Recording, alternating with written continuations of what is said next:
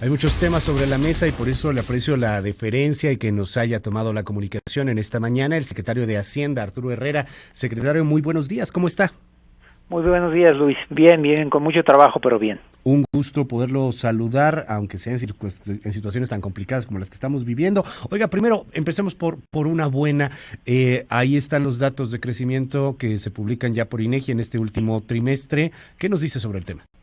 Sí, efectivamente, el INEGI publicó hace 2 horas exactamente los datos del tercer trimestre de este año y lo que ya vemos es empezar una recuperación después del periodo de confinamiento. La recuperación no es menor, es una recuperación más o menos como la que estábamos esperando nosotros, del 12% con respecto al trimestre anterior, con una dinámica muy fuerte, sobre todo la parte más notable es en las actividades secundarias, y eso quiere decir que a partir del proceso de apertura gradual que se inició en junio, hemos podido al mismo tiempo hacer dos cosas, más o menos tener controlado el COVID, al tiempo que cada vez más actividades se están regresando a su nivel de operación normal. Ahora bien, es un crecimiento de 12, pero con respecto a una caída del 17 del pasado. Del 18.7, ¿no? Entonces esto es un poco en línea con lo que yo había venido anunciando, que la caída iba a ser mucho más rápida que la recuperación. Yo creo que nosotros esperamos que siga así en este último trimestre, pero lo que estamos convencidos que va a ser realmente lo que va a cambiar las condiciones es la introducción de las vacunas. Por eso, de manera muy enfática, hicimos un esfuerzo muy claro para poder tener asegurados algunos de los primeros lotes a nivel mundial cuando estén disponibles. Ahora bien, mientras no haya vacunas y aún así, pues le pregunto, secretario, ¿es una constante el crecimiento, lo que estaremos viendo? ¿Vamos hacia arriba o hay el riesgo de pronto de una caída de nueva cuenta? Máxime con el confinamiento que está ahí en la agenda de muchos estados. No, yo creo que va a ir para arriba, pero nunca va a ser lo mismo que cuando estemos ya con una vacuna. Es decir, por definición, habrá restaurantes, habrá cines, habrá otro tipo de establecimientos que solamente podrán operar al 30 o al 40% de su capacidad, aunque haya gente que quiere entrar a ellos. Entonces, esto se vuelve una limitante más en algunos sectores que otros. Una cosa que la flexibilidad laboral ha mostrado en estos últimos meses es que hay mucha gente que puede trabajar desde casa, pero cuando se trabaja desde casa y no se va directamente a las oficinas, pues también hay restaurantes, tintorerías, etcétera, aledaños a los edificios de oficinas que ahora están trabajando a niveles mucho más bajos. Entonces, sí hay una distinción entre poder seguir operando en condiciones COVID, que es como nosotros le llamamos, a cuando exista ya una vacuna. Permítame, secretario, preguntar sobre el tema de los fideicomisos, y es que veo que hay una garantía del gobierno federal a que quien tenía posibilidades de tener apoyo con estos fideicomisos las va a seguir teniendo. Sin embargo, también escuchamos pues que esto tiene que irse para gastos de salud por el tema de la pandemia. No queda muy claro cómo es que se puede garantizar esto. Había fideicomisos de salud que van a gastos de salud, pero los recursos que había, por ejemplo, para el cine, para deportes, para ciencia, para víctimas, van a seguir yendo hacia esos lugares. Lo que va a hacer es que ahora van a ir directamente del presupuesto. Los fideicomisos estaban alimentados del presupuesto, es decir, salían, digamos, 100 pesos de un presupuesto, iban a un fideicomiso, se quedaban ahí, desde ahí se iban gastando. Ahora lo que va a hacer es, sin tener esta parada técnica, si me permites la analogía, van a ir directamente a los beneficiarios finales. ¿Gasto corriente no se terminará yendo por ahí? No, al contrario, yo creo que para todos es conocido que la política de austeridad tan cara tan metida para esta administración, en lo que se ha traducido sobre todo es una disminución de gasto corriente. Dígame algo, porque dentro de los fideicomisos también pues hay muchos gobernadores que están exigiendo a la Secretaría de Hacienda, al gobierno federal, que se puedan obtener mayores recursos. Llama mucho la atención un tema, porque, bueno, si bien es cierto que el gobierno federal no debe ni un peso con las transferencias mensuales que se van dando a los estados, los gobernadores señalan, particularmente estos de la alianza, que lo que están exigiendo es poder tener mayor presupuesto, inclusive que haya más obras del gobierno federal en puntos estratégicos, por ejemplo, como Guanajuato, Tamaulipas o Nuevo León, etcétera. ¿Qué nos dice sobre este conflicto, secretario? Bueno, primero recursos hay menos para todos en el mundo, ¿no? Hay un doble efecto. Todo mundo, todos los gobiernos en todo el mundo literalmente tuvieron que dedicar más recursos a los temas de salud, y por el otro lado la menor actividad económica que se traduce en que hay menos recaudación. Es decir, si un restaurante está cerrado, pues no hay IVA que se esté causando por la venta de las comidas. Y por el otro lado, no es cierto que para esas entidades. Yo te puedo mencionar 3 o 4 así de memoria. Nosotros invertimos para que se terminara el Metro Regio en Monterrey. Vamos a invertir ahora en una de las presas más grandes que hay en Monterrey para garantizar agua. Estamos invirtiendo en la zona de Durango y Coahuila, en la laguna, y ayer yo recibí al gobernador Rosa Saispuro, porque hay un problema de agua muy fuerte en la zona de la laguna. Ya se saca de pozos muy profundos y eso hace que no sea el agua de mayor calidad. Yo realicé una visita hace 2 meses a Chihuahua, más o menos como un mes y medio. Hay 2 hospitales abandonados ahí en lo que era el ex hipódromo. Los vamos a retomar y le vamos a invertir. Uno va a ser un hospital del IMSS, el otro va a ser un hospital del INSABI.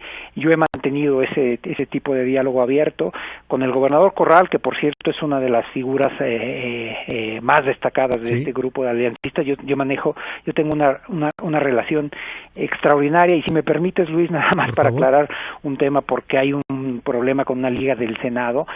Algunos de estos gobernadores que se han quejado de la regla fiscal fueron los mismos que, siendo legisladores, hay en particular un senador que era senador y uno que era diputado federal, que aprobaron el pacto fiscal, pero no fue el gobernador Corral. El gobernador Corral, contrariamente a lo que salió en algunos medios, no era en ese momento legislador. Justamente en el tema que toca, secretario Arturo Herrera, usted lo sabe mucho mejor que su servidor y que mucha gente. Estos pactos fiscales, es una cosa que va cambiando. Sí, ciertamente se aprobó en un gobierno, en el de Calderón, pero es algo que va cambiando.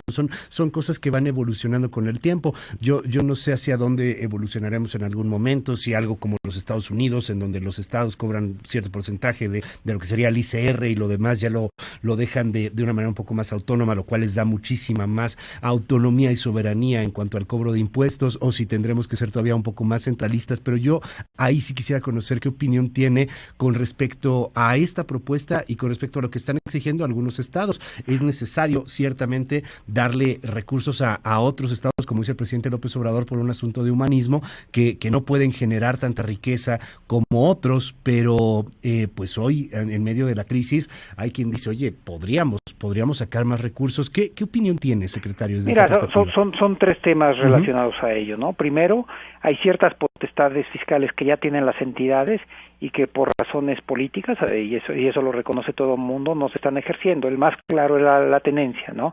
La tenencia era un impuesto federal, pero 100% participable. Esto quiere decir que los estados lo cobraban y se lo quedaban, y hoy se recauda mucho menos porque hay incluso entidades que lo han desaparecido. Y esa ya es una potestad que podrían tener los estados.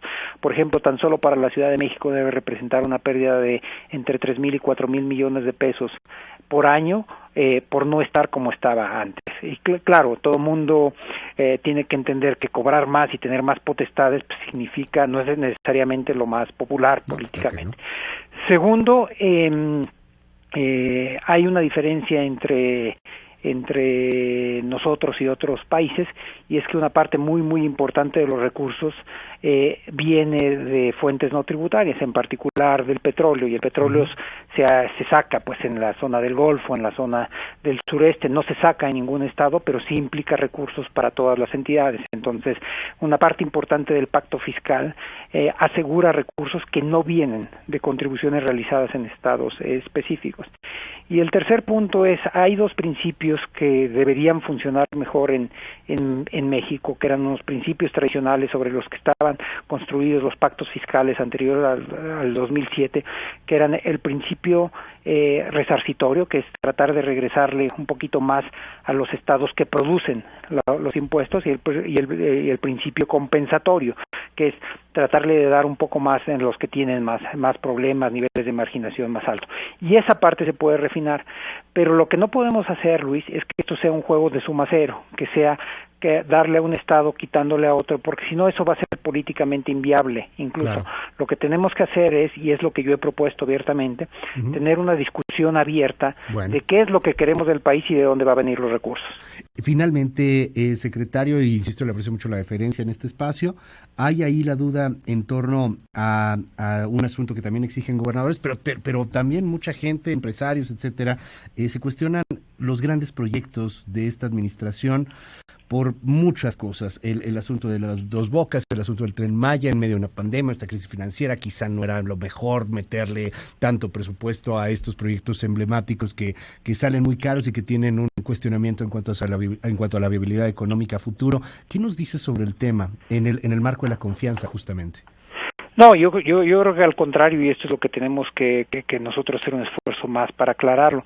Hay una serie de lecciones muy importantes de la crisis del 2008, el 2009, la llamada Gran Recesión, que ahora se quedó chiquita a nivel mundial con respecto a esta, y es que había que hacer una parte del estímulo a la economía de gasto en inversión, pero que no podía ser cualquier gasto en inversión, sino tenía que ser en los proyectos que ya estaban iniciados, para que se pudiera absorber de manera inmediata en empleo, en compras de cemento, etcétera, ¿no? De varilla, etcétera. ¿Qué es lo que está pasando curiosamente con Dos Bocas? La mayor parte de los insumos de Dos Bocas, cemento, varilla, está llegando de la zona de la zona de Monterrey, y en ese sentido los proyectos adecuados en épocas de crisis son los que ya empezaron, pero además tienen un efecto interesante en el empleo. Mira, Luis, hay un dato poco conocido, y bueno, a lo mejor es porque en Hacienda tenemos acceso a datos con mayor frecuencia, pero hay 3 entidades del país que recuperaron ya todos los empleos perdidos en la pandemia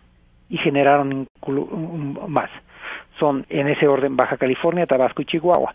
Y Chihuahua y Baja California sobre todo por la dinámica con respecto a Estados Unidos, pero Tabasco sobre todo lo que lo está explicando son las inversiones en Dos Bocas. Entonces, al contrario, yo creo que estas inversiones que generan impacto económico y empleo de manera inmediata son las que tenemos que redoblar en circunstancias como esta.